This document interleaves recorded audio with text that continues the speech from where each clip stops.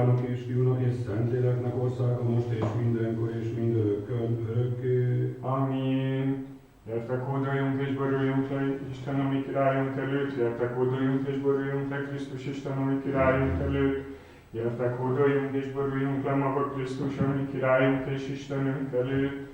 Áldjad én lelkem az Urat, én Uram Istenem, felmagasztaltattál, nagyon ékességbe, istenségbe öltöztél.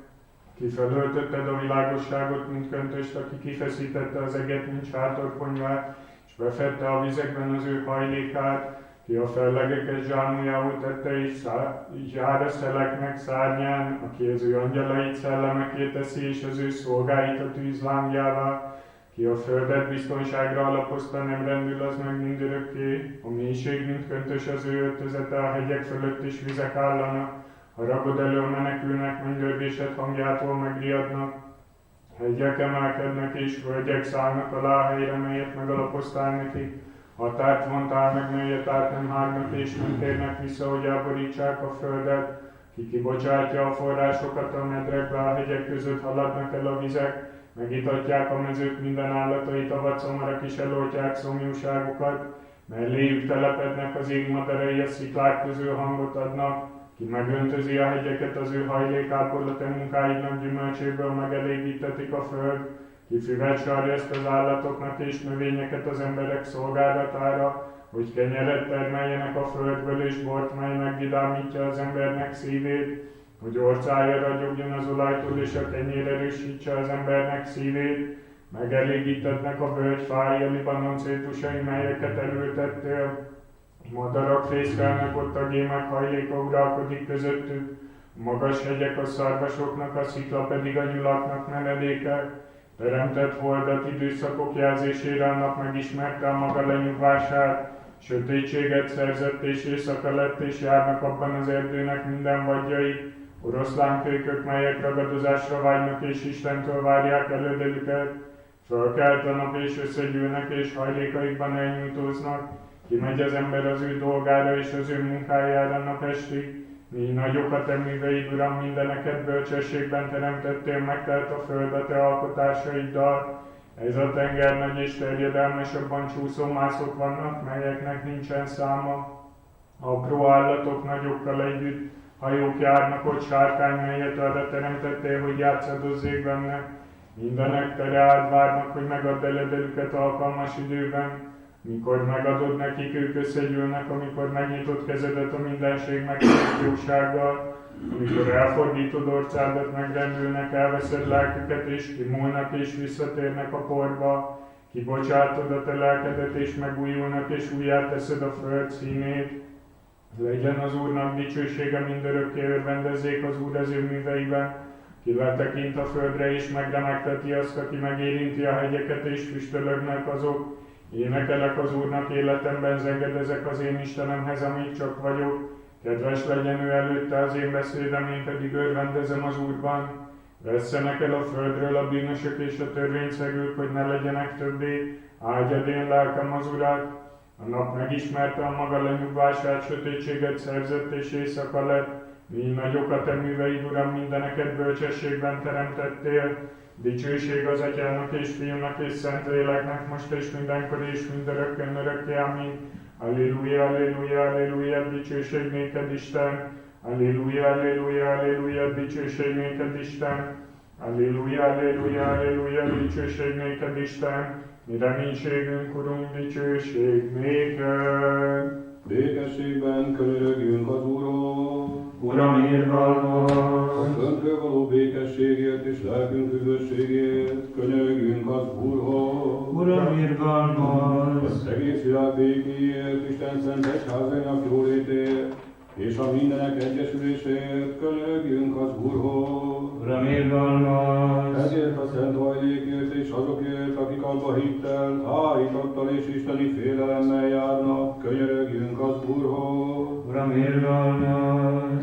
Isten félő és igaz hitű keresztényekért könyörögjünk az Úrhoz. Uram, irgalmas! Ő pásztorunkért, Arseniosz metropolitánkért, a tisztes papságért, a Krisztusban szolgáló diakónusok rendjéért, Az egész egyházi rendért és a népért könyörögjünk az Úrhoz. Uram, irgalmaz! Ezért a városért, minden városért és vidékért, és mindazokért, akik azokban hittel élnek, könyörögjünk az Úrhoz. Uram, irgalmaz! A levegő kedvező változásáért, a föld gyümölcseinek bőségéért, és békés időkért könyörögjünk az Úrhoz. Uram, irgalmaz! A hajózókért, úton levőkért, betegekért, fáradozókért, foglyokért és ezek üdvözlésért könyörögjünk az Úrhoz. Uram, irgalmaz! Hogy mentsen meg minket minden bánattól, haragtól, veszedelemtől és szükségtől, könyörögjünk az Úrhoz.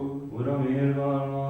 Oltalmaz, üdvözíts, irgalmaz és őrizd meg minket Isten a te kegyelmeddel. Uram, irgalmaz!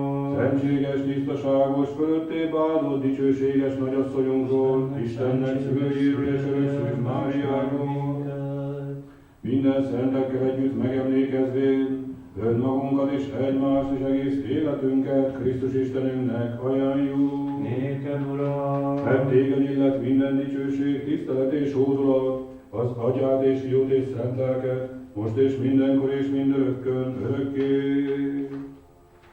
Amen. Uram, te hozzád kiáltottam, hallgass meg engem, hallgass meg engem, Uram. Uram, te hozzád kiáltottam, hallgass meg engem, figyelj föl könyörgésem hangjára, midőn te hozzád kiáltottam, hallgass meg engem, Uram, igazodjék fel az én imádságom, mint a tövén tűz a te színed elé. Kezeimnek fölemelésed esti áldozat legyen, hallgass meg engem, Uram. Ha számba veszed a törvényszegéseket, Uram, Uram, kiállhat meg előtted, de te nálad van a könyörülőmet. Összeszaladt tehát a zsidók tanácsa, hogy átadja Pilátusnak a mindenek teremtőjét és alkotóját. Ó, a törvénytelenek, ó, a hitetlenek, ítéletre szállják, ki eljöjtélkezni, élők és holtak felett, és ki a szenvedéseket gyógyította, szenvedésnek készíték őt, hosszan tűrő Úrunk nagy, a te irgalmad, dicsőség néked. A te nevedért vártalak, Uram, elvárta a lelkem a te igédet, reménykedett az én lelkem az Úrban. A törvénytelen Júdás, hajj ki a vacsorán, véled együtt, Úrunk, mártotta kezét a tálban, a törvénytelen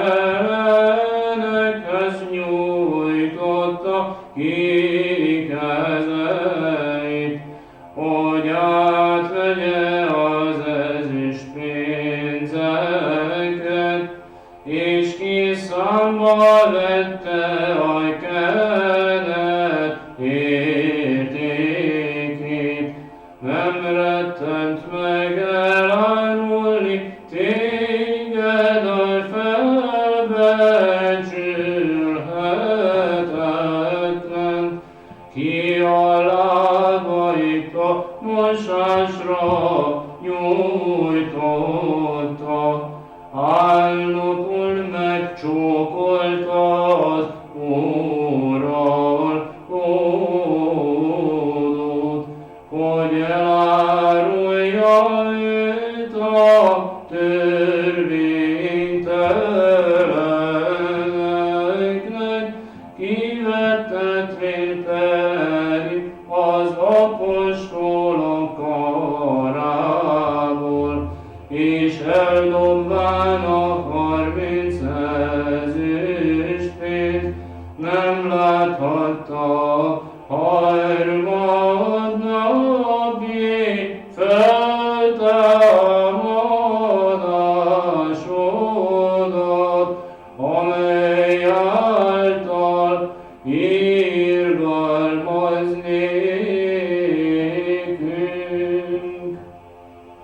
A reggeli őrségváltástól az éjszakáig, a reggeli őrségváltástól reménykedjék Izrael az Úrban.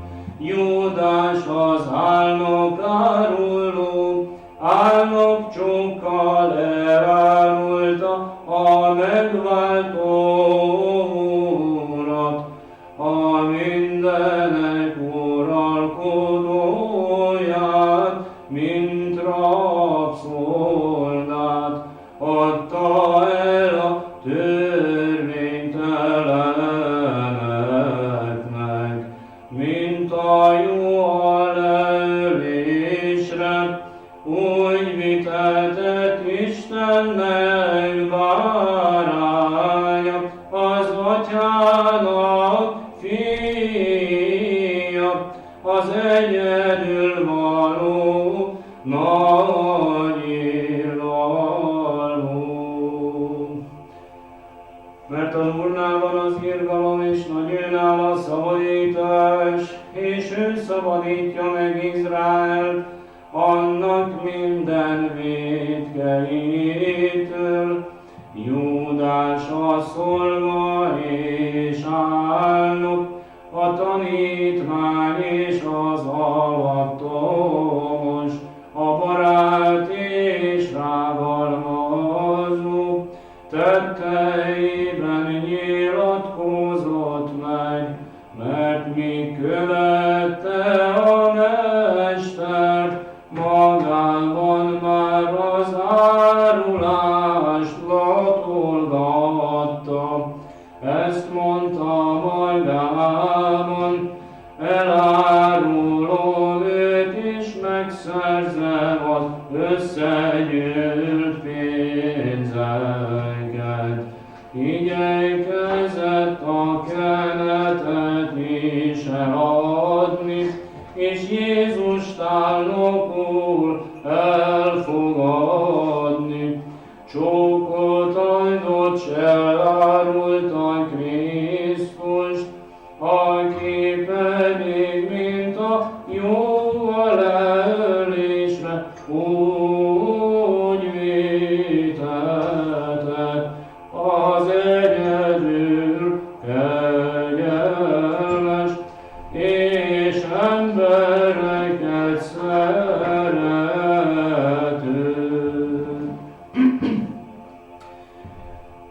Dicsérjétek az Urat minden nemzetek, magasztaljátok őt minden népek, akik báránynak hirdetett, Ézsaiás önszántából leölésre jött, hátát korbácsoknak adja, és orcáját ütéseknek.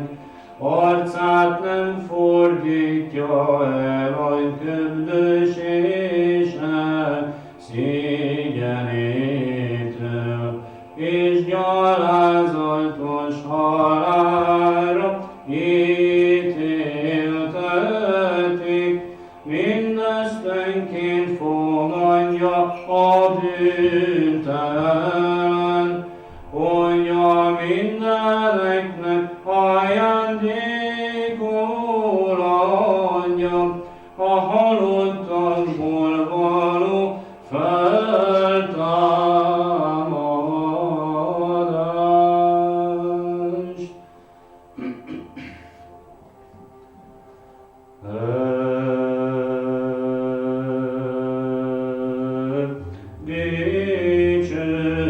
Dicsőség az Atyának és Fiúnak és a Szentléleknek, most és mindenkor, és mindörökké, örökké. Ámen. Valóban viteráknak fajzata Júdás, kik manná tettek a pusztaságban, mégis zsugorodtak táplálójuk ellen. Még szájukban volt az étel, már is úcsárolták az Istent a háládat adott. Ez az Istentelen, még szájában hordozva mennyei kenyeret, árulást készített a megváltó ellen. Ó, mi telhetetlen szellem, és mi embertelen vakmerőség, eladta táplálóját, és a szeretet uralkodóját átadta halálnak. Valóban azoknak fia az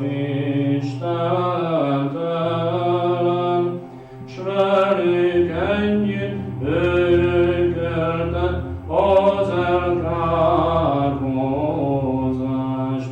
Old meg azért, Úrunk, a mi lelkünket az ilyen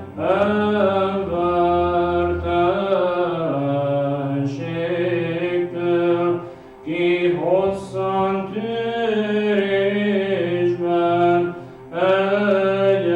egyedül vagy, mérhetetlen.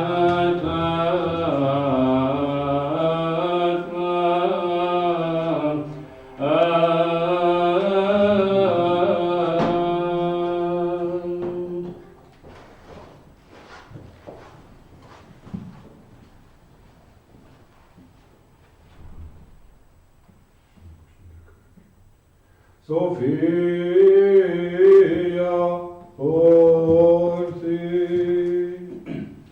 Derűs világossága, a halhatatlan mennyei, szent boldog Atya, szent dicsőségének Jézus.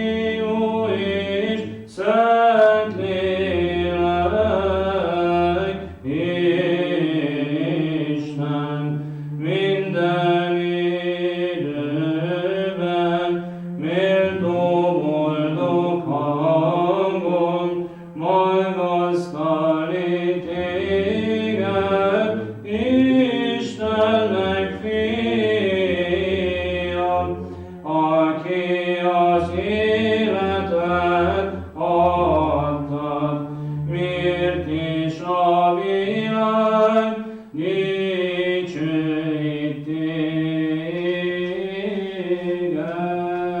Esperas prokimenon. Ments meg engem, Uram, a gonosz embertől, az igaztalan férfiútól, szabadíts meg engem. Akik igaztalanságot gondoltak a szívükben egész napon át. Sofia, Felolvasás, kivonulás könyvéből. figyeljünk! Mondd az Úr Mózesnek, lemenvén tégy bizonyságot a nép előtt, és tisztítsd meg őket ma és holnap. Mossák meg ruháikat, és legyenek készen az egész nép szeme láttára, és vonj határt a nép körül, mondván, őrizkedjetek fölmenni a hegyre, és bármit is érinteni belőle. Mindaz, aki hozzáér a hegyhez, halállal lapol, kéz nem érinti őt, mert kővel kövezik agyon, vagy nyillal lövik le, akár barom, akár ember nem marad életben. Amikor pedig mennydörgés és kürcó és a felhő eltávoznak a hegyről, ők fölmehetnek a hegyre. Lement tehát Mózes a hegyről a néphez, és megtisztította őket, és kimosták ruháikat, és mondotta a népnek, legyetek készen, 3 napig asszonyhoz ne közelítsetek. És történt a 3. napon vigadatkor, mennydörgés és villámlás és sűrű felhő támadt a Sinai hegyen, erős kürcó harsogott, megrémült az egész nép, amely a táborban volt, és kivezette Mózes a népet a táborból Isten megfogadására, és megálltak a hegy tövében. Az egész Sinai hegy füstölgött, mert Isten szállt rá tűzben. A füst úgy szállt föl, mint a kemence füstje, s az egész nép megrendült, és történt, hogy a kürt hangjai egyre erősebbek lettek. Mózes pedig beszélt, és Isten felelt néki a mennydörgésben. Ments meg engem ellenségeimtől, Istenem, és támadóimtól szabadíts meg engem.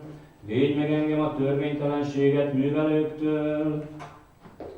Sofia, Felolvasás Jobb könyvéből. Oszhomen, Mondd az Úr Jobbnak viharból és fellegekből, ki az, aki elrejtve tőlem akaratát és szavait visszatartva szívében, úgy véli, hogy előlem elrejtőzhet, öveszt fel, mint férfiú derekadat. Én kérdezlek, majd te pedig felelj nékem, hol voltál, amikor megalapoztam a földet? Válaszolj, ha tudsz valami értelmeset. Ki határozta meg annak méreteit, tudod-e?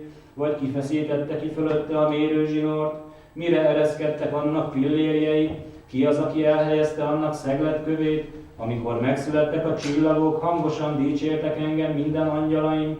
Kapukkal torlaszoltam el a tengert, midőn anyjának vajúdó méhéből előjött. Felhőt tettem öltözetévé, ködbe pólyáztam be, határokat szabtam néki, zárakat és kapukat helyezve köréje. Mondottam pedig néki, eddig jöhetsz és nem terjedhetsz tovább, hanem önmagadban törjenek meg hullámaid. Avagy a te idődben alkottam-e meg a reggeli fényt, megismerte-e a hajnalcsillaga maga rendjét, hogy megragadja a föld széleit, és lerázza róla a bűnösöket? Avagy te vettél-e agyagot, és alkottál élőlényt, és helyezted azt a földre, hogy beszéljen? Te vontad el a bűnösöktől a világosságot, és a kevélyek karját te zúztad-e össze? Eljutottál-e a tenger forrásához, és bejártad-e a mélység nyomait? Feltárulnak-e előtted félelmükben az alvilág kapuit, és az alvilág őrei téged látva félemednek-é meg? Áttekintetted-é a föld szélességét? Mondd meg nékem, mekkora az? Mely földön lakozik a világosság, és hol van a sötétség helye? Vajon elvezethetsz-é azok határaihoz, és ismered-é azok ösvényeit?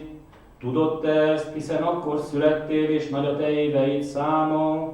Felelvén pedig Jobb ezt mondja az Úrnak, tudom, hogy mindent megtehetsz, és semmi sem lehetetlen néked, mert kirejtheti el tőled akaratát, és ki az, aki szavakat kímélve úgy véli, hogy elrejtőzhet előled, és kicsoda nyilvánítja ki nékem, amit nem tudok, nagy és csodálatos dolgokat, melyeket nem ismerek. Hallgass meg, Uram, hogy én is szóljak, hadd kérdezzelek, te pedig taníts engem. Fülem hallásával hallottalak elég, most pedig szemem is meglátott téged.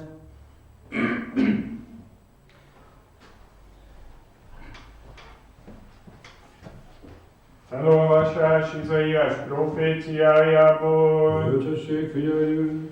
Az Úr értelmes nyelvet adott nékem, hogy tudjam, mikor kell szót szóllanom. Felébresztett kora reggel, főt adott nékem a hallásra, s az Úr tanítása megnyitja füleimet. Én pedig nem zúgolódom, sem ellent nem mondok. Hátamat korbácsolásra adtam, orcáimat ütésekre. Arcomat pedig nem fordítottam el a kütések szégyenétől, és a fenséges Úr volt az én segítőm. Ezért meg nem szégyenültem, hanem olyanná tettem arcomat, mint a kemény szikla, és tudtam, hogy nem szégyenülök meg, mert közeledik az én megigazítóm. Kicsoda az én vádlóm, álljon elém mindjárt, s kicsoda az én kárhoztatóm, közelítsen hozzám. Íme a fenséges Úr megsegít engem, kicsoda bántalmazhat engem. Ímé ti mindnyájan, mint a köntös elavultok, és molya mésztál benneteket. Kicsoda közületek féli az Urat, hallgasson az ő szolgájának szavára. Kik a sötétségben jártok, és kiknek nincsen világosságtok, bízzatok az Úrnak nevében, és támaszkodjatok Istenre. Íme ti mindnyájan tüzet gyújtotok, és erőt vesztek a lángon. Járjatok tüzetek fényében és a lángban, melyet gyújtottatok. Én érettem történtek veletek mindezek, bánattal fogtok lepihenni. Tuké Judeitzomen, Kyrie eleison, mert szent vagy mi Istenünk, és néked dicsőséget zengünk, az Atyának és Fiúnak és Szentléleknek most és mindenkor, és mindörökkön örökké. Amin. Szent Isten, szent hatalmas, szent halhatatlan, irgalmaz nékünk. Agios Deus, agios iskyros, agios athanatos, eleison imás. Szent Isten, szent hatalmas, szent halhatatlan, irgalmaz nékünk. Dicsőség az Atyának és Fiúnak és Szentléleknek, most és mindenkor és mindörökkön örökké. Amin. Agios athanatos, eleison imás. Dynami, Ne dinamis.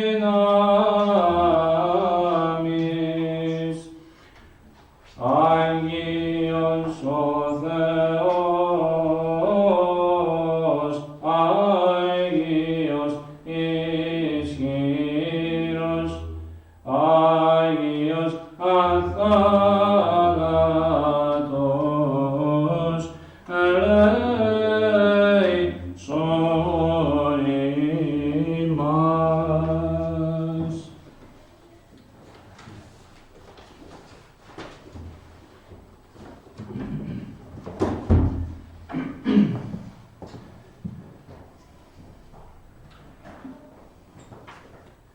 Megjelentek a föld királyai, és a fejedelmek egyre gyülekeztek az Úr ellen, az ő felkentje ellen. figyeljünk! Prokime 7. hang, miért zúgolódnak a nemzetek, és a népek miért készülődnek hívságukra. Bölcsesség, Felolvasás Pál apostolnak a korintusiakhoz írt első leveléből. figyeljünk! Testvéreim, én az Úrtól vettem, amit át is adtam néktek, hogy az Úr Jézus Krisztus azon az éjszakán, amikor elfogták, kenyeret fogott a kezébe, hálát adott, megtörte és így szólt: vegyétek, egyétek, ez az én testem, amely érettek megtöretik. Ezt tegyétek az én emlékezetemre. Hasonlóképpen a kelyet is a vacsora után ezekkel a szavakkal: ez a kehely az új szövetség az én véremben. Valahányszor isztok belőle, ezt az én emlékezetemre cselekedjétek. Mert valahányszor eszitek ezt a kenyeret, és isztok ebből a kehelyből, az Úr halálát hirdessétek, amíg el nem jön. Így hát, aki méltatlanul eszik ebből a kenyérből, vagy iszik az Úr kejéből, vétkezik az Úr teste és vére ellen. Vizsgálja meg hát minden ember önmagát, úgy egyen a kenyérből, és igyék a kehelyből. Mert aki méltatlanul eszik és iszik, saját ítéletét eszi és issza azáltal, hogy nem ítél helyesen az Úr testéről. Ezért van köztetek sok gyengélkedő és beteg, és ezért aludtak el annyian. Mert ha magunkat megítélnénk, nem ítéltetnénk meg. Ha az Úr megítél bennünket, akkor nevel bennünket, nehogy a világgal együtt elítéltessünk. És a te lelkednek, Alleluja, Alleluja, Alleluja, Alleluja, Alleluja, Alleluja, Alleluja,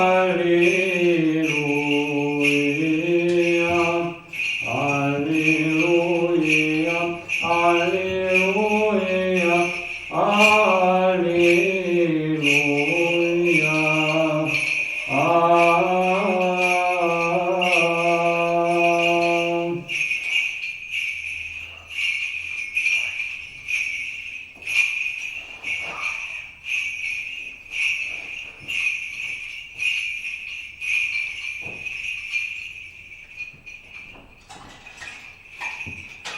Bölcsesség, felállva hallgassuk a Szent Evangéliumot, békesség mindnyájatoknak, és a te lelkednek. Felolvasás. Máté Szent Evangéliumából figyeljünk. Dicsőség néked, Uram, dicsőség néked. Így szólt az Úr tanítványaihoz: tudjátok, hogy 2 nap múlva lesz a húsvét, és az emberfiát átadják, hogy megfeszítsék. Akkor összegyűltek a főpapok, az írástudók, és a nép előjárói a főpap udvarába, akinek a neve Kajafás volt, és úgy határoztak, hogy Jézust cselddel elfogják és megöljék. Ezt mondták azonban, ne az ünnepen, nehogy zavargás támadjon a nép között. Amikor Jézus Betániában volt, a leprás Simon házában, oda jött hozzá egy asszony, nagyértékű kenetet tartalmazó alabástrom szelencével, és a fejére öntötte, amint ott hevert. Amikor ezt látták, a tanítványai megrökönyödtek, és ezt mondták: mi végre ez a pazarlás? El lehetett volna ezt adni sok pénzért, és odaadni a szegényeknek. Jézus tudta ezt, és ezt mondta nekik: miért bántjátok ezt az asszonyt, hiszen jó dolgot cselekedett velem. A szegények mindig veletek vannak, de én nem leszek mindig veletek. Amikor a testemre öntötte ezt a kenetet, a temetésemre végezte ezt el. Ámin mondom nektek, ahol csak hirdetik majd ezt az evangéliumot, arról is beszélni fognak az egész világban, amit cselekedett, hogy megmaradjon az emléke. Akkor a 12 egyike, akit Iskarióta Júdásnak hívtak, elment a főpapokhoz, és ezt mondta nekik: mit fogtok nekem adni, ha én elárulom őt nektek? Azok 30 ezüstben állapodtak meg vele, Attól kezdve kereste az alkalmat, hogy elárulja őt. A kovásztalan kenyér első napján oda mentek a tanítványok Jézushoz, és ezt kérdezték tőle, hol kívánod, hogy elkészítsük neked a húsvéti vacsorát? Ő így válaszolt, menjetek be a városba ehhez és mondjátok neki, ezt mondja a tanító, közel van már az én időm, nálad fogom eltölteni a húsvéti vacsorát a tanítványaimmal. Akkor a tanítványok úgy cselekedtek, ahogy Jézus meghagyta nekik, és elkészítették a húsvéti vacsorát. Amikor este lett, asztalhoz heveredett a 12-vel együtt, mivel tudta Jézus, hogy az Atya mindent a kezébe adott, és hogy az Istentől jött ki, és az Istenhez megy. Fölkelt a vacsorától, levette a köntösét, fogott egy kendőt és felövezte magát, azután vizet öntött egy mosdótába, és elkezdte megmosni a tanítványok lábát, majd megtörölni a kendővel, amelyet magára ő kötött. Elérkezik Simon Péterhez, aki így szól hozzá, Uram, te mosod meg az én lábamat. Jézus így válaszolt neki, most még nem érted, hogy mit csinálok, de később majd megérted. Péter így válaszolt neki, sohasem fogod megmosni az én lábamat. Jézus így felelt neki, ha nem moshatlak meg, nincs között hozzám. Péter így válaszolt neki, Uram, ne csak a lábamat, de a kezemet és a fejemet is. Jézus így válaszolt neki, aki megfürdött, annak már csak a lábát kell megmosnia, hogy teljesen tiszta legyen. Ti is tiszták vagytok, de nem mindannyian, mivel tudta, hogy ki az, aki elárulja, ezért mondta, nem vagytok mindannyian tiszták. Amikor megmosta a lábukat és visszavette a köntösét, visszaheveredett az asztalhoz, és ezt mondta nekik, értitek-e, hogy mit cselekedtem veletek? Ti így hívtok engem, tanítónk és urunk, és helyesen mondjátok, mert az vagyok. Ha tehát én, a ti uratok és tanítótok, megmostam a lábatokat, akkor nektek is azt kell tennetek, hogy megmossátok egymás lábát. Példát mutattam nektek, hogy ti is úgy tegyetek, ahogy én cselekedtem veletek. Ámin, ámin, mondom nektek, nem lehet a szolga nagyobb az uránál, sem a küldött nem lehet nagyobb annál, aki elküldte. Ha ezt értitek, boldogok vagytok, ha meg is cselekszitek. Evés közben így szólt hozzájuk, ámin, mondom nektek, hogy egy közületek elárul engem. Erre nagyon elszomorodtak, és kezdték egyenként kérdezgetni őt, csak nem én vagyok az Uram. Ő viszont így felelt, az fog elárulni, aki velem együtt mártotta kezét a tálba.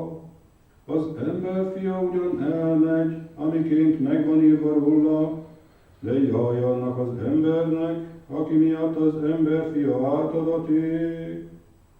Jobb lett volna annak az embernek, ha nem születik meg. Júdás, aki elárulta őt, ezt kérdezte tőle, csak nem én vagyok az, rabbi. Ő úgy válaszolt, te mondtad. Amint ettek, Jézus kezébe vette a kenyeret, hálát adott, megtörtek, kiosztotta a tanítványainak, és ezt mondta, vegyétek, egyétek, ez az én testem. Majd fogta a kelyet, hálát adott, átadta nekik, és ezt mondta, igyatok ebből mindnyájan, ez az én vérem, az új szövetségé, amely sokakért kiontatik a bűnök bocsánatára. Mondom nektek, hogy nem iszom többé a szőlőnek ebből a terméséből addig a napig, amikor veletek együtt iszom majd belőle Atyám országában.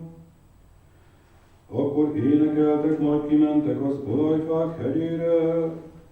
Ekkor így szólt hozzájuk Jézus, mindannyian megbotránkoztak bennem ezen az éjszakán, mert megiratott, megverem a pásztort és anyjái juhai szétszélednek.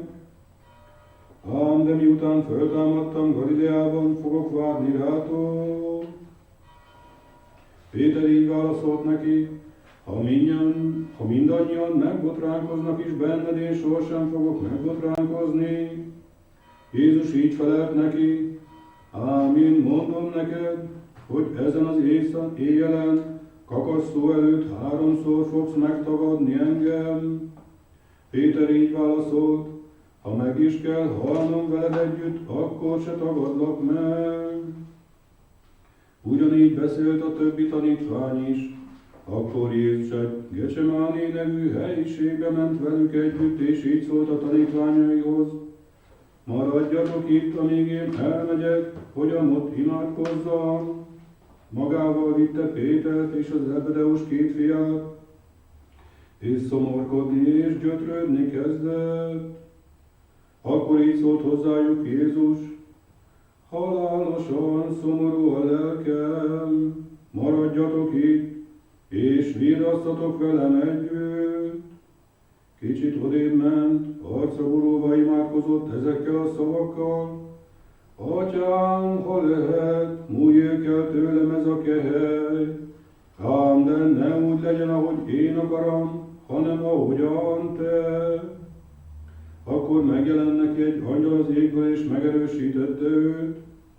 Akkor gyötrődésében még kitartóban imádkozott, és verítéke véres cseppekben hullott a földre. Amikor fölkelt az imádságból, visszament tanítványaihoz, és álomba merülve találta őket. Így szólt Péterhez, hát egyetlen órát sem voltatok képesek virrasztani velem. Virrasztatok és imádkozzatok, nehogy kísértésbe essetek. A lélek buzgó, de a test erőtlen. Másodszor is odébb ment, és így imádkozott, Atyám, ha nem távozhat el tőlem ez a kehely, és ki kell innom, legyen meg a te akaratod. Visszatért, és ismét álomba merülve találta őket, mert szemük elnehezült. Ott hagyta őket, elment, és harmadszor is ugyanazokkal a szavokkal imádkozott. Akkor visszatért a tanítványaikat, és így szólt hozzájuk, most már aludjatok és pihenjetek, íme eljön az óra, amikor az emberfia a bűnösök kezére adatik. Keljetek föl, menjünk, íme itt jön, aki elárul engem. Még be sem fejezte beszédét, amikor megjött Júdás, egy a 12 közül, és vele együtt nagy sokaság kardokkal és botokkal, mert a főpapok és a nép előjárói küldték őket, aki elárulta őt, ezt a jelet adta meg nekik, azaz, akit megcsókolok, fogjátok el őt. Aztán rögtön oda ment Jézushoz, és ezt mondta neki, üdvözlégy, rabbi, és megcsókolta őt. Jézus így válaszolt neki, barátom, mi végre jöttél? Akkor oda mentek, megragadták Jézust és elfogták. Íme egy azok közül, akik Jézussal voltak, felemeltek kezét, kihúzta kardját, rávágott a főpap szolgájára és levágta a fülét. Akkor így szólt hozzá Jézus, dugd vissza a kardodat a hüvelyébe, mert mindenki, aki kardot fog, kardáltal vész el. Vagy azt hiszed, nem tudnám megkérni atyámat, hogy küldjön segítségemre több mint 1 légiónyi angyalt.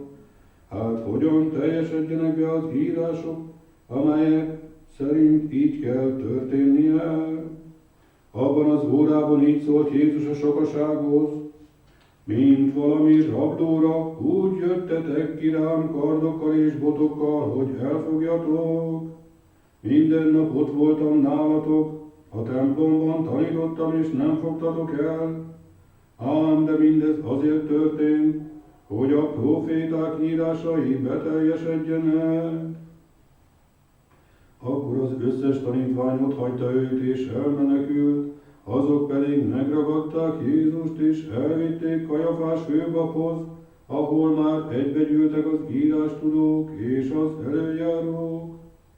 Péter messziről követte őt a főpap udvaráig, majd bement, és a szolgák közé ült, hogy lássa, mi lesz a dolog vége. A főpapok, az előjárók és az egész nagy tanács hamis tanúbizonyságokat kerestek Jézus ellen, hogy halálra adhassák őt, de nem találtak. És bár sok hamis tanút meghallgattak, nem találtak megfelelőt. Végül jött 2 hamis tanú, és ezt mondta, ez az ember mondta, le tudom rombolni az Isten templomát, és harmadnapra fel tudom építeni. Akkor felkelt a főpap, és azt kérdezte tőle, semmit sem válaszolsz, micsoda dologgal vádolnak téged? Jézus hallgatott. A főpap így szólt hozzá, eskü alatt kényszerítelek az élő Istenre, hogy megmondd nekünk, te vagy a felkent az Isten fia. Jézus így válaszolt neki, te mondtad, ám de mondom nektek, hogy mostantól látni fogjátok, hogy az emberfia ott ül az erő jobbján, és eljön az ég felhőjén. Akkor a főpap megtépte ruháját, és ezt mondta, károm látszott, mi szükség van még további tanúkra? Lám, most hallottátok az Isten káromlását, mit gondoltok? Azok pedig így válaszoltak, halálos bűnt követett el. Akkor az arcába köptek és megpofozták, mások megütötték ezekkel a szavakkal, profétálj nekünk felkent, ki az, aki megütött? Péter közben kint ült az udvarban, oda jött hozzá egy szolgálólány, és megszólította, te is a galileai Jézussal voltál, ő viszont tagadta. Mindannyiuk előtt ezekkel a szavakkal, nem tudom, miről beszélsz. Akkor kiment az előcsarnokba, ott meglátta őt egy másik, és azt mondta neki, ő is ott volt a názáreti Jézussal, ismét eskü alatt tagadta mondván, nem ismerem azt az embert. Kis idő után odajöttek hozzá az ott állók, és ezt mondták Péternek, valóban közülük való vagy, a beszéded is elárult téged. Ő átkozódni és esküdözni kezdett, hogy nem ismerem ezt az embert, és azonnal megszólalt a kakas. Visszaemlékezett ekkor Péter Jézus szavaira, aki ezt mondta neki, kakasszó előtt 3-szor fogsz megtagadni engem. Kiment, és keservesen sírni kezdett. Amikor megvirratt, az összes főpap meg a nép előjárói azt a határozatot hozták Jézus ellen, hogy halálra ítélik őt. Megkötözve elvezették,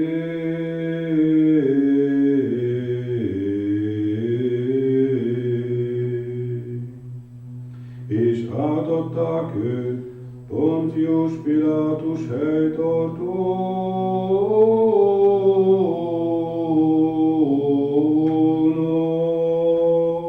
Dicsőség néked, Urunk, dicsőség néked.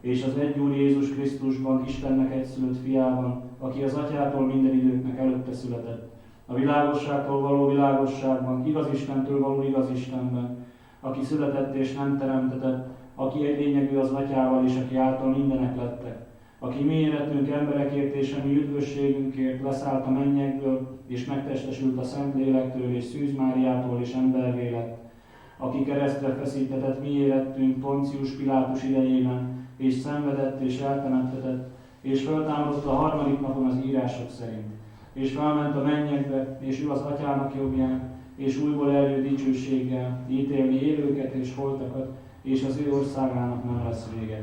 És a Szentlélekben, Úrban és éltetőben, akit az Atyával és Fiúval együtt imádunk és dicsőítünk, aki a proféták által szól. Hiszek egy szent, egyetemes és apostoli egyházban, egy keresztséget vallok a bűnök bocsánatára. Várom a holtak feltámadását és az eljövendő örök életet. Amen. Álljunk illendően, álljunk félelemmel, figyeljünk, hogy a szent áldozatot békességben ajánljuk föl. A békesség irgalmány, a dicséret áldozata.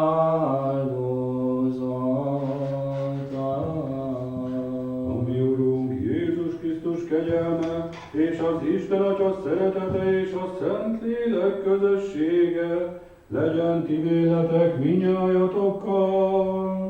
És a te lelkeddel.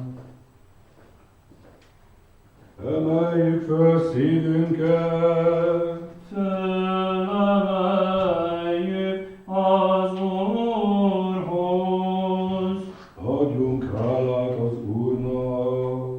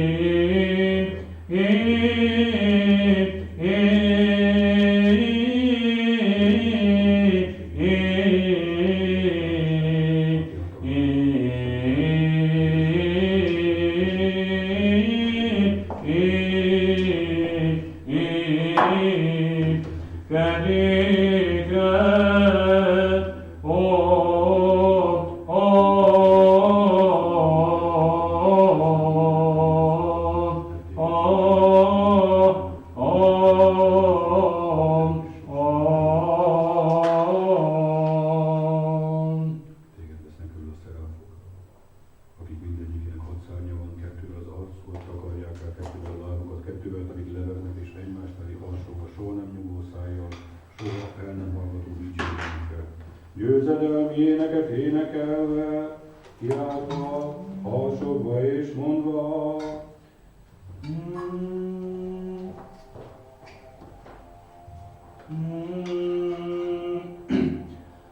Szent, szent, szent az Úr szavad, megtelt az ég és a föld, a te dicsőséged.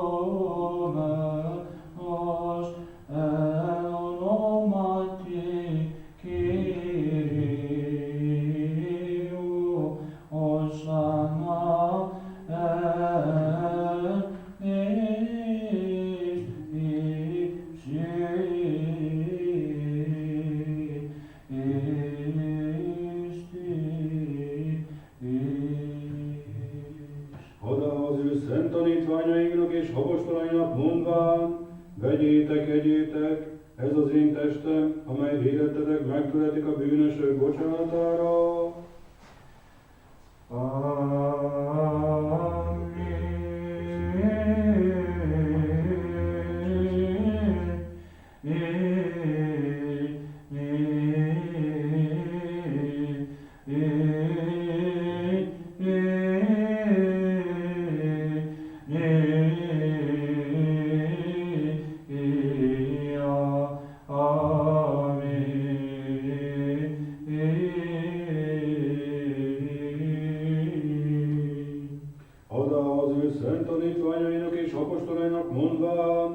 Igyatok ebből mindnyájan, ez az én vérem, az új szövetség vére, amely érettetek és sokakért kiontatik a bűnöknek bocsánatára.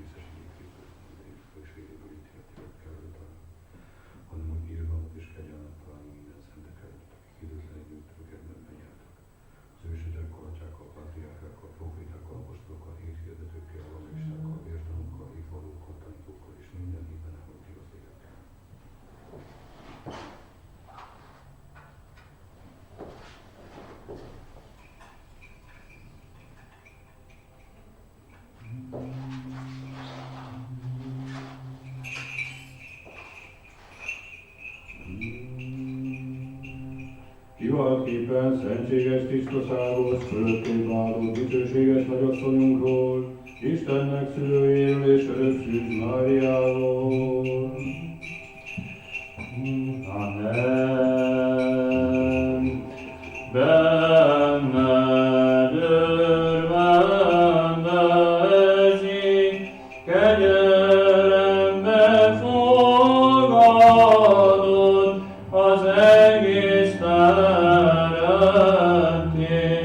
az angyalok rendje és az emberek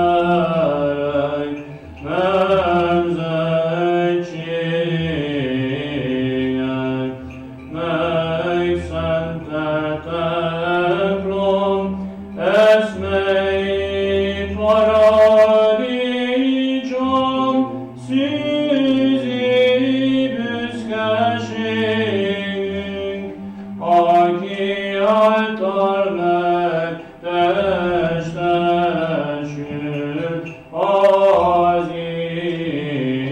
Isten, és gyermek élet, ami öröktől fogva való Istenünk, mert a termékedet ronnyává tetted, és öledet az egeknél tágasabbá változtatta. Benned örvendezik, kegyelembe fogadod az egész teremtés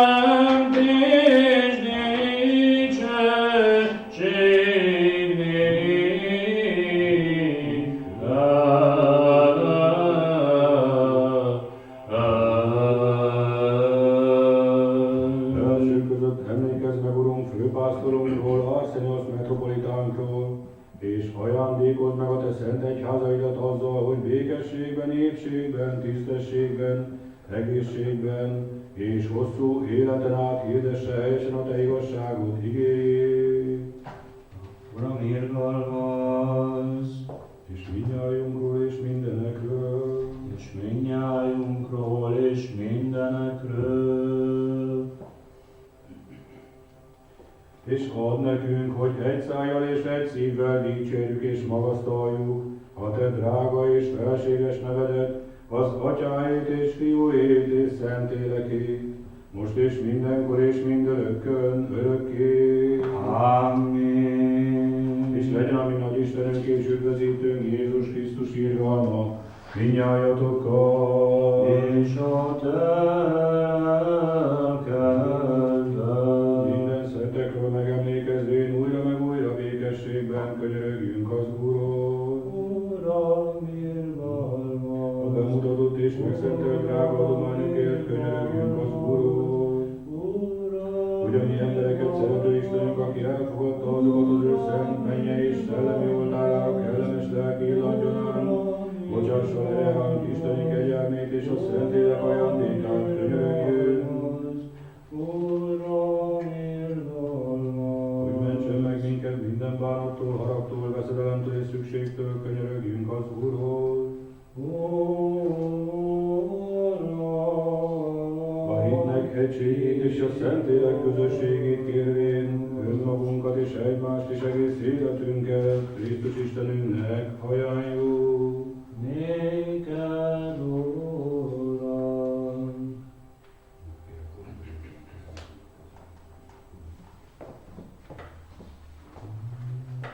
És méltass minket, Urunk, hogy bizalommal elítéltetés nélkül bátorkodjunk téged, a mennyei Isten, Atyának nevezni és mondani. Mi Atyánk, ki a mennyekben vagy, szenteltessék meg a te neved, jöjjön el a te országod, legyen meg a te akaratod, miképpen a mennyben, úgy a földön is. Mindennapi kenyerünket add meg nékünk ma, és bocsásd meg a mi vétkeinket, miképpen mi is megbocsátunk az ellenünk vétkezőknek. És ne vigy minket kísértésbe, hanem szabadíts meg a gonosztól. Páterimon, olandis uramis, ajasszítotolma másu, elfeltői Vasiliasu, én ifitotos levi másu, ószenőre non kepitis Tonátoni montum e piusium rosim simeron, que haces minta o filimataimon, os que misa fiemens o filete simon, que misa mengis imas inspirasmon, alarisa imas apotuponiru. Otis uestri Vasilia kei dinamis kei doxa, tubatos ketuiu ketuagiok pneumatos, inkeai keistus eonaston eonon. Amen. Békesség mindnyájatoknak, És a te lelkednek. fejeteket hajtsátok meg az Úrnak. Néked,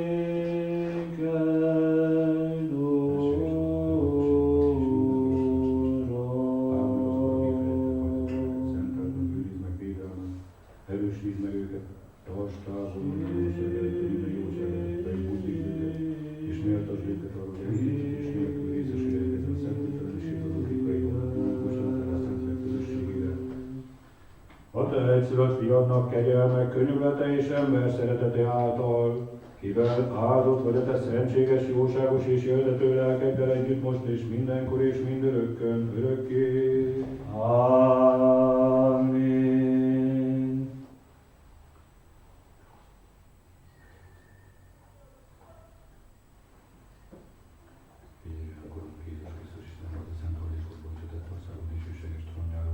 És jöjj, hogy megszentelj minket, addig ránk, együtt ülsz az atyával, és az láthatatlan velünk is együtt vagy. És méltass minket arra, hogy hatalmas közöttel átad nekünk a feszültelen testedet és drága véredet, és mi általunk a te egész népedön. Isten.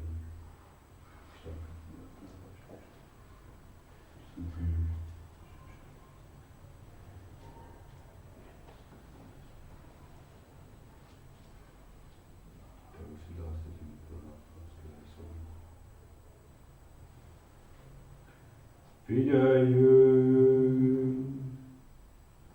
Szentségek a szenteknek! Egy a szent,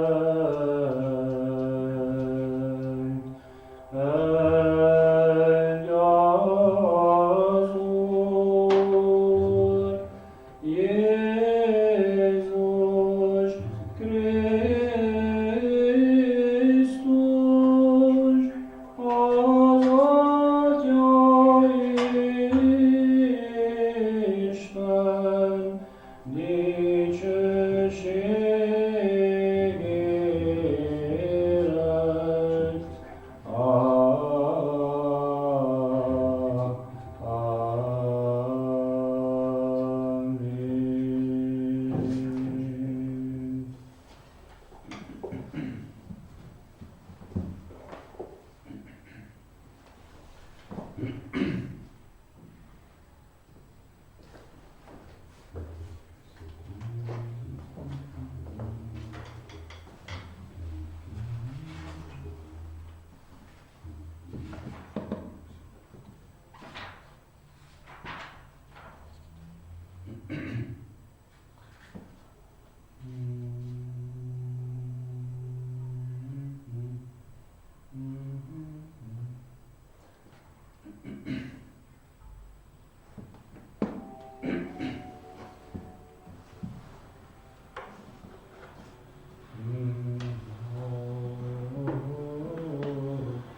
Amen.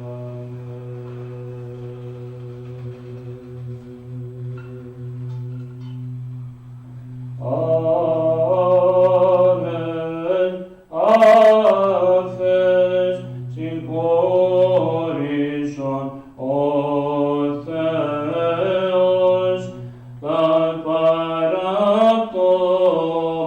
paraptomata imon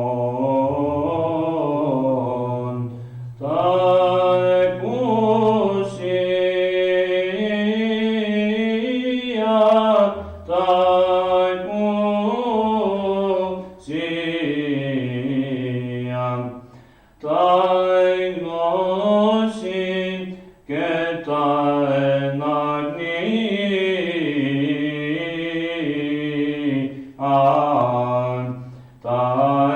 Amikor a dicsőséges tanítványok megvilágosodtak a vacsora tisztáltató edénye által, akkor az istentelen Júdásra esetében a kapcsiság betegségétől, elárult a törvénytelen világnak téged az igazságos módon.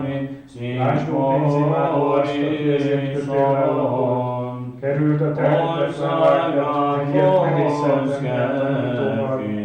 Mindenkihez jóságos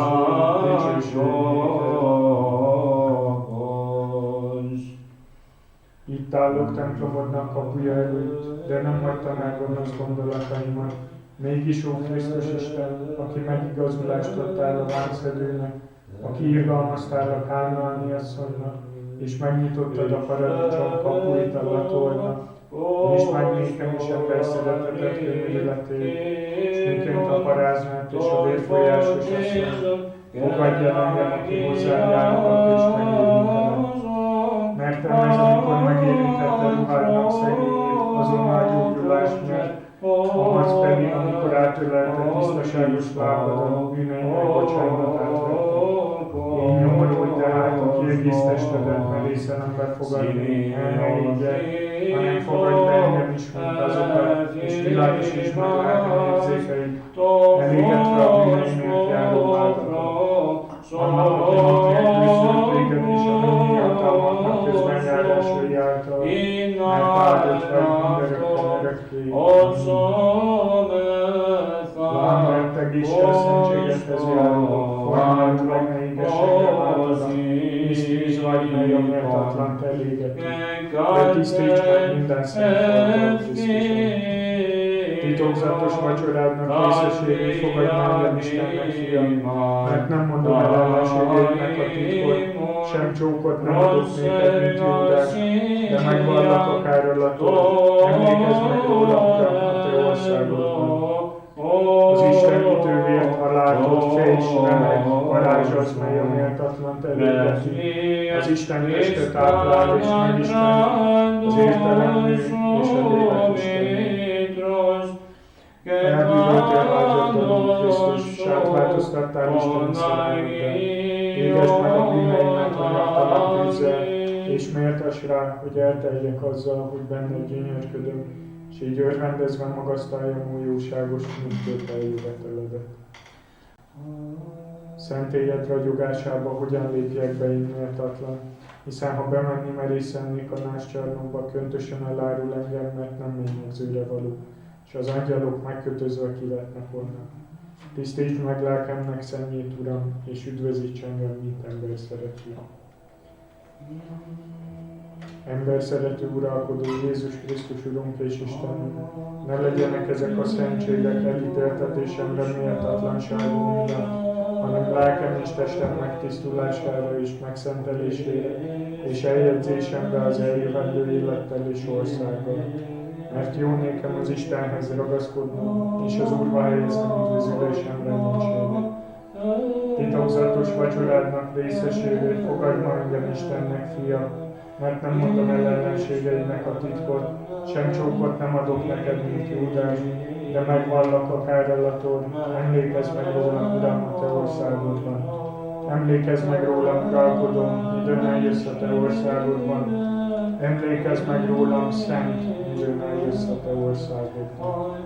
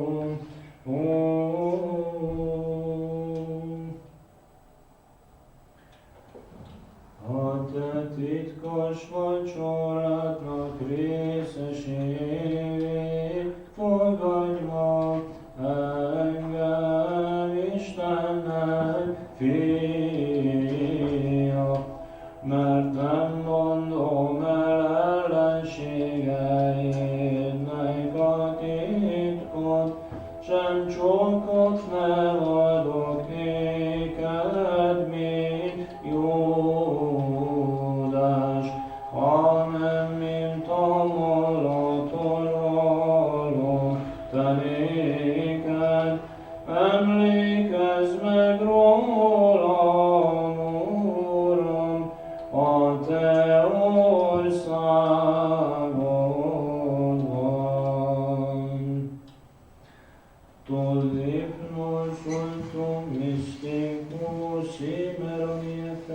chi non donne parole, umiliarti se Cristo tu mysterio amico, un fili massidoso cartatere iuves, allo solistis homologosi, nistintum Kyrie, otanefis endi Vasilia su. Isteni félelemmel, hittel és szeretettel közeledjetek. Amen. Áldott, aki az Úr nevében jő, Isten az Úr, és megjelent nékünk.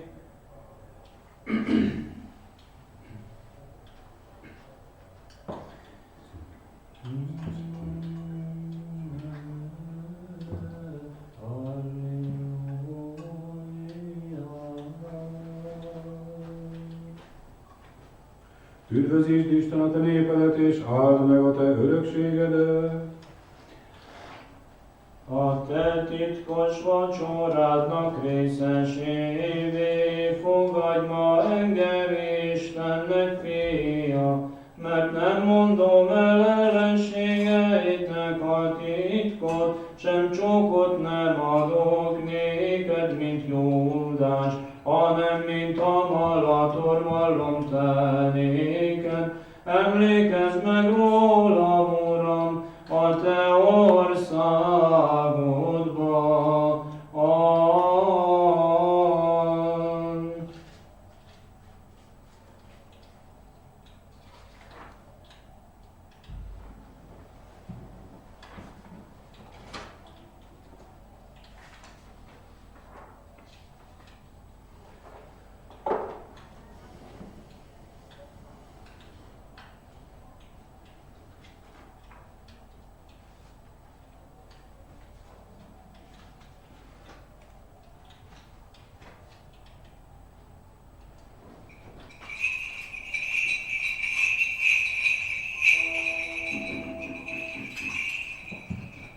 Áldottam Istenünk, mindig most és mindenkor és mindörökkön örökké. Amen.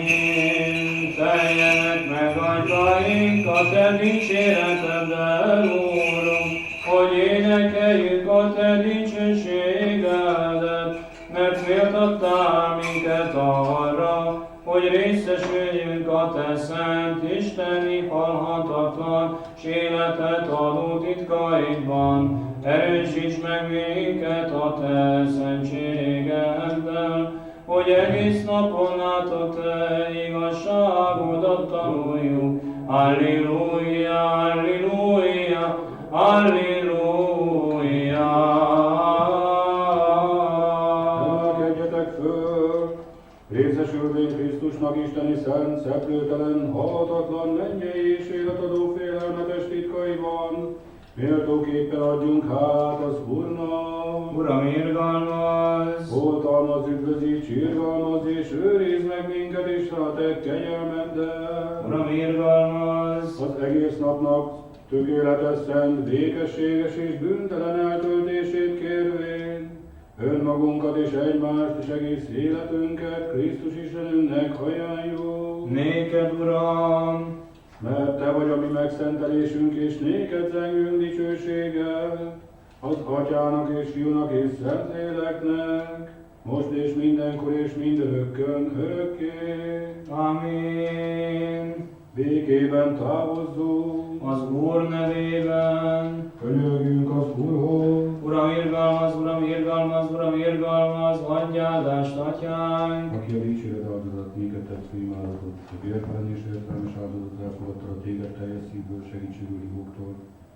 Krisztus Istenünk, Isten báránya és fia, aki elveszed a világ bűneit, szeplőtelen borjú, aki a bűnigáját nem ismerted, és önként lettél értünk áldozattá, akit szétosztunk, de meg nem osztunk, akit elfogyasztunk, de soha el nem fogysz, hanem megszenteled azokat, akik magukhoz vesznek, aki önkéntes szenvedéseid és életadó harmad, ami feltámadásod emlékezetére részesítette a kimondhatatlan mennyei és félelmetes misztériumaidnak, szent testednek és drága vérednek közösségében. Őrizd meg szentségedben bennünket, szolgáidat, a szolgálattevőket és a vezetőket, a hadsereget és a körülálló népet. Add, hogy minden időben igaz volt szeretelmélkedjünk, hogy rávezetve akaratodra, s azt cselekedvén, ami előtted kedves, méltók lehessünk a te jobbod felül állani, midőn eljössz ítélni élőket és holtakat. Szabadíts ki fogságban levő testvéreinket, látogass meg betegjeinket, kormányozd a tengeren hánykódókat, és az örök élet reményében elhunytak lelkeinek ad nyugalmat ott, hol a te orszád fényessége őrködik fölöttük. S hallgass meg mindazokat, akik segítségedért folyamodnak, mert te vagy minden jónak adományozója, és hozzád száll dicsőítésünk kezdet nélküli atyáddal, szentséges, jóságos és életadó lelkeddel, most és mindenkor és mindörökkön örökké. Amen. Amen. Legyen áldott az Úr neve, mostantól és mindörökké. Sto non Kyrium eυλογημένο να ποτούνει και ως του αιώνος. Az Úr neve legyen áldott, mostantól és mindörökké.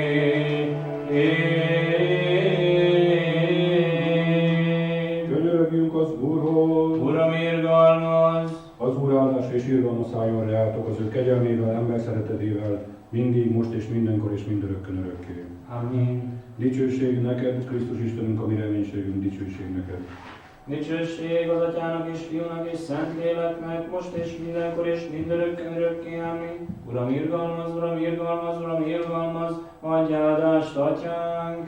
Krisztus igaz Istenünk, az ő tisztaságos és szeplőtelen anyjának közben járására, a drága és életet adó kereszt ereje által, a tiszteletre méltó testetlen mennyei hatalmak követsége által, a dicsőséges és tiszteletre méltó próféta, előhírnök és keresztelő Szent János, a szent, dicsőséges és dicséretes apostolok, a dicsőséges és győzedelmes mártírok, Istenfélő és Istenhordozó Szent Atyáink, Szent István királyunk és Szent Hierotheosz püspökünk, a szent és igaz Istenös Joachim és Anna, Szent Agapé, Iréné és Hionia, illíriai vértanúk, Szent Félix püspök, Januárius pap, Fortunatus és Septimus, Likioniai kis-ázsiai vértanúk, Szent Leonidas és tanítványai korintusi vértanúk, Burlai Szent Mihály, szmirnai új vértanú, kiknek emlékét ma ünnepeljük, és minden szentek imái által irgalmazzon nekünk és mentsen meg bennünket, mint jóságos, emberszerető és könyörületes Isten.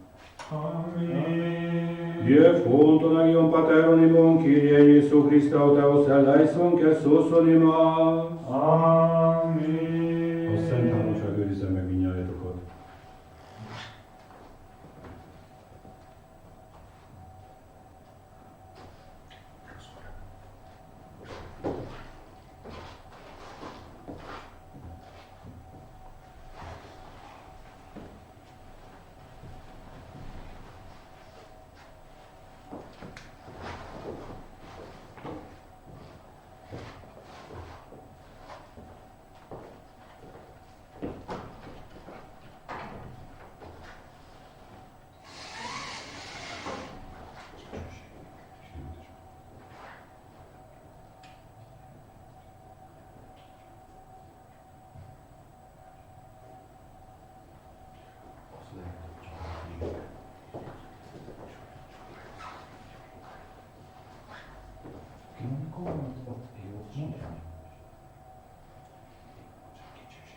Dicsőség neked, Istenünk, dicsőség néked.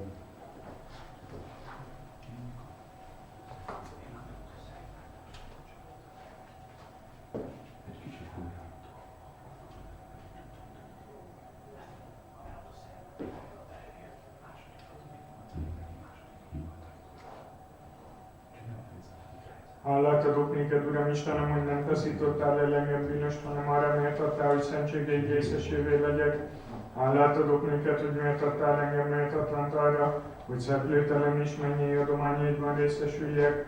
Mégis ember szerető uralkodom, aki életünk meghaltál és feltámadtál, ki lelkünk és testünk javára és megszentelésére nékünk ajándékoztad de félelmetes és életet adó titkokat.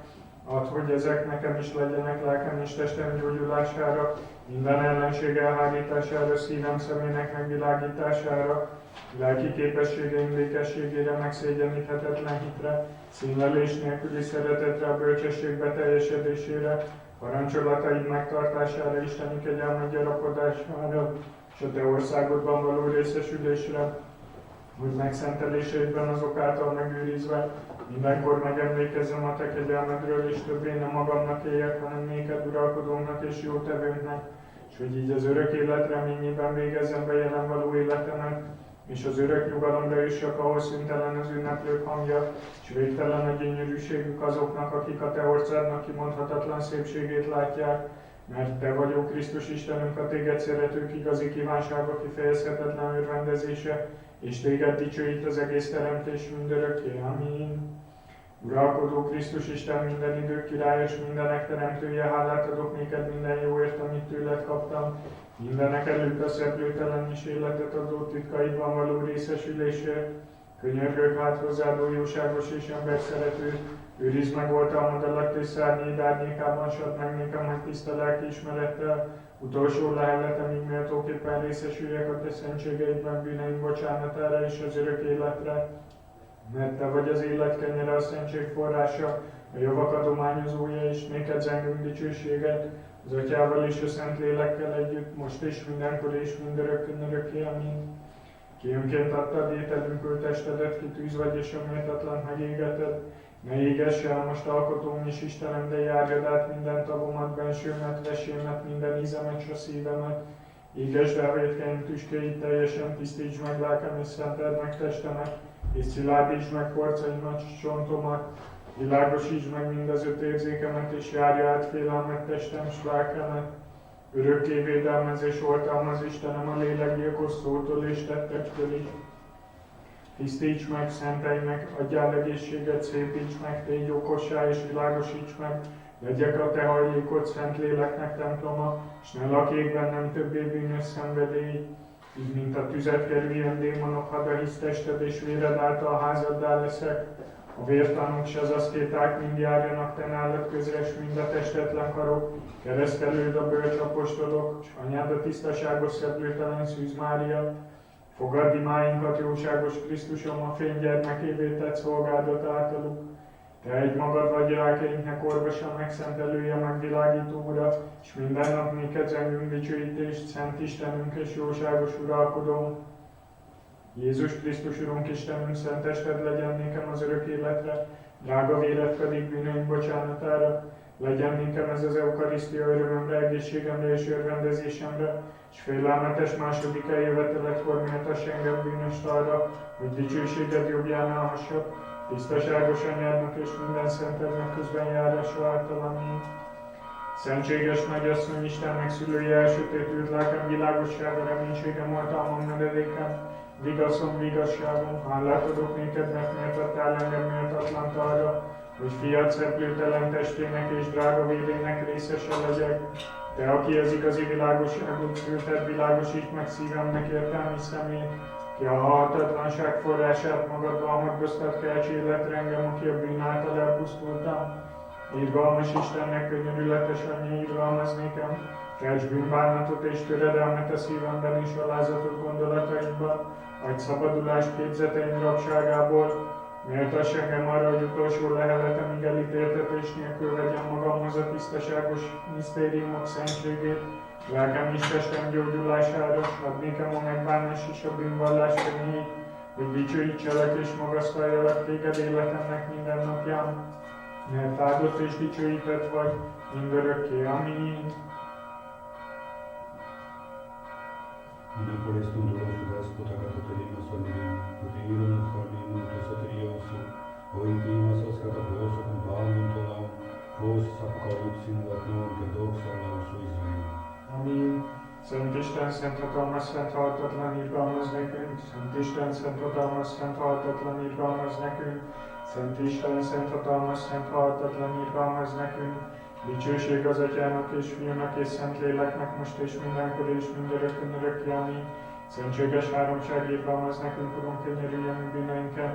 Uralkodónk, bocsáss meg törvényszegéseinket, szent keresd fel és gyógyítsd meg a mi betegségeinket a te nevedért. Uram, irgalmaz, Uram, irgalmaz, Uram, irgalmaz. Dicsőség az Atyának és Fiúnak és Szentléleknek, most és mindenkor és mindörökkön örökké. Amin. Mi Atyánk, ki a mennyekben vagy, szenteltessék meg a te neved, jöjjön el a te országod, legyen meg a te akaratod, miképpen a mennyben, úgy a földön is. Mindennapi kenyerünket add meg nekünk ma, és bocsáss meg a mi vétkeinket, miképpen mi is megbocsátunk az ellenünk vétkezőknek, és ne vigy minket kísértésbe, hanem szabadíts meg a gonosztól. Mert az országban hatalom és a dicsőség, az Atyá és Fiú és Szentlélek, most és mindenkor és mindörökkön örökké. Éber értelmet, ó Gergely főpap, ajándékozott néked az Isten, és az Isten íge hirdetőjének bizonyultál, az erénynek kinyilatkoztatójaként megmutatod az igazság ragyogását. Szent életű Atyánk, esedez Krisztus Istenhez, hogy adja meg nekünk a nagy irgalmat. Dicsőség az Atyának és Fiúnak és Szentléleknek, most és mindenkor és mindörökkön örökké. Amin. Az egyháznak ihletett sok úrulantját, a bölcsességnek Isten hirdető nyelvét méltóképpen dicsőítsük a dialógus szerzőjét, az apostolok buzgóságát követvén azoknak nyomdokaiban jártál, ezért így kiáltsuk, örvendes Szent Gergely főpapatyánk. Sok fénnyel ragyogó égnek bizonyult az egyház, amely minden hívőt megvilágosít, ott állva így kiáltsunk, ezt a házat erősítsd meg, Urunk, Uram irgalmaz, Uram irgalmaz, Uram irgalmaz, Uram irgalmaz, Uram irgalmaz, Uram irgalmaz, Uram irgalmaz, Uram irgalmaz, Uram irgalmaz, Uram irgalmaz, Uram irgalmaz, Uram irgalmaz. Dicsőség az Atyának és Fiúnak és Szentléleknek, most és mindenkor és mindörökkön örökké, amin. Szabad elterjedt az egész földön, és az befogadta beszédedet, mellyel Istennek tetsző dogmákat állítottál fel. Megvilágítottad a létezők természetét, az emberek elkölcseit felékesítetted, királyi papságú szent életű Atyánk, és edesz Krisztus Istenhez, hogy ajándékozza nekünk a nagy irgalmat. Az egyház rendíthetetlen alapjának bizonyultál, elvehetetlenül megadva minden halandónak az uralkodói méltóságot, és megpecsételve azt tanításaiddal, mennyeket kinyilatkoztató Szent Vazul. Keresztények csalhatatlan oltalma az alkotóhoz való álhatatos közvetítője, nevesd el a bűnösök könyörgő hangját, hanem igyekezz, mint jóságos segítségünkre, kik híven kiáltjuk hozzá. Légy gyors a közbenjárásban és siess az esedezésben, Istennek szülője, ki mindenkor oltalmazott tisztelőidet. Uram irgalmaz, Uram irgalmaz, Uram irgalmaz. Dicsőség az Atyának és Fiúnak és Szentléleknek, most és mindenkor és mindörökkön örökké, amin. Ki a keruboknál tiszteltebb és a szeráfoknál hasonlíthatatlanul dicsőbb vagy, ki az Isten igét sérületlenül szülted, Istennek valóságos szülője, téged magasztalunk. Dicsőség az Atyának és Fiúnak és Szentléleknek, most és mindenkor és mindenrökkön örökké, amin. Uram irgalmaz, Uram irgalmaz, Uram irgalmaz, adj áldást, Atyánk! Krisztus igaz Istennek, az ő tisztaságos anyjának, a szent dicsőséges és dicséretes apostoloknak, Szent Istvánnak és Szent Hierotheosznak, szent és igaz ősöknek, Joakimnek és Annának és minden szenteknek közbenjárásai által irgalmazzon nekünk és üdvözítsen minket, mint jóságos és embereket szerető. Amin. Szent Atyáig imádja át a Úr Jézus Krisztus Istenünk, irgalmaz nekünk. Amin.